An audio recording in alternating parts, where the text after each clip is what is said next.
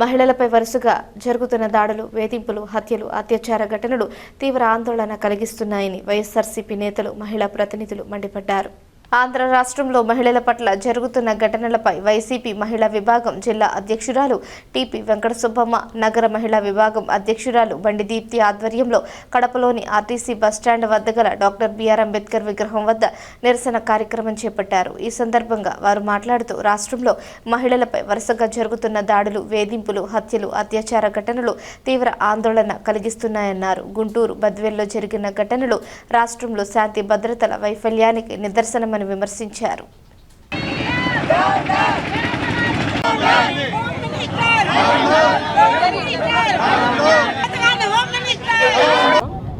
ఈరోజు మనం గమనిస్తే కూటమి ప్రభుత్వం అధికారంలోకి వచ్చినప్పటి నుంచి కూడా శాంతి భద్రతలు ఏ విధంగా ఉన్నాయో రాష్ట్రంలో అందరం చూస్తున్నాం. వీళ్ళు అధికార పీఠం ఎక్కినప్పటి నుంచి నడి రోడ్లో వినుకొండలో కత్తులు తీసుకొని ఏ విధంగా ఒక వ్యక్తిని ఏ విధంగా నడి రోడ్లో హత్య చేశారో ఆ రోజు నుంచి ఈ రోజు వరకు చూస్తే ముచ్చుమరిలో ఒక పాప చంపేసి కాలువలో వేస్తే ఇంతవరకు లేదు.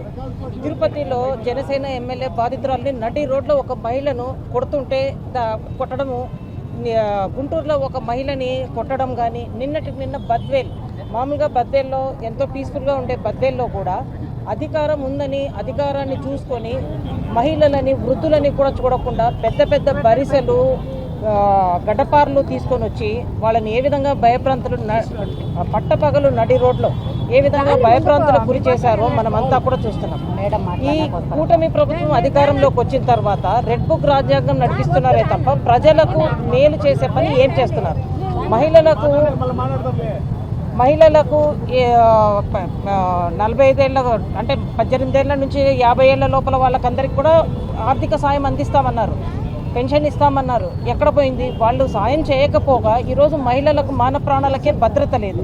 ఖచ్చితంగా మేమందరం కూడా ఈరోజు రాష్ట్రం అంతా కూడా మా పార్టీ అధినాయకుల పిలుపు మేరకు, జగన్మోహన్ రెడ్డి గారి పిలుపు మేరకు అందరం కూడా శాంతి భద్రతలు నెలకొల్పాలా, మరి ముఖ్యంగా మహిళల ప్రాణాలను కాపాడవలసిన బాధ్యత ఈ ప్రభుత్వానికి ఉంది. అందులో మహిళా హోమ్ మినిస్టర్ గారు ఉన్నారు, ఖచ్చితంగా స్పందించాలా. ఈ విధంగా అందరి మీద ఇట్లా అరాచకాలు, అన్యాయాలు జరుగుతూ ఉంటే ఏం చేస్తా ఉన్నారు? తర్వాత ఇంకొక వింత విషయం ఏంటంటే, ఎక్కడి నుంచో వచ్చి బద్వేల్లో ఆ వృద్ధ దంపతుల్ని వాళ్ళు కొట్టడం కాకుండా పోలీసు వాళ్ళు ఇద్దరి మీద కేసులు నమోదు చేశారు. బాధితుల పట్ల నిలబడాల్సిన పోలీసులు ఇద్దరి మీద కేసులు కట్టడం ఏంటో మాకు కూడా అర్థం కావడంలా. ఖచ్చితంగా న్యాయం చేయాలా, మహిళల మాన ప్రాణాలను కాపాడాల్సిన బాధ్యత ఈ ప్రభుత్వానికి ఉంది.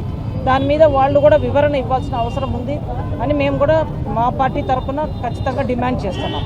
Thank you.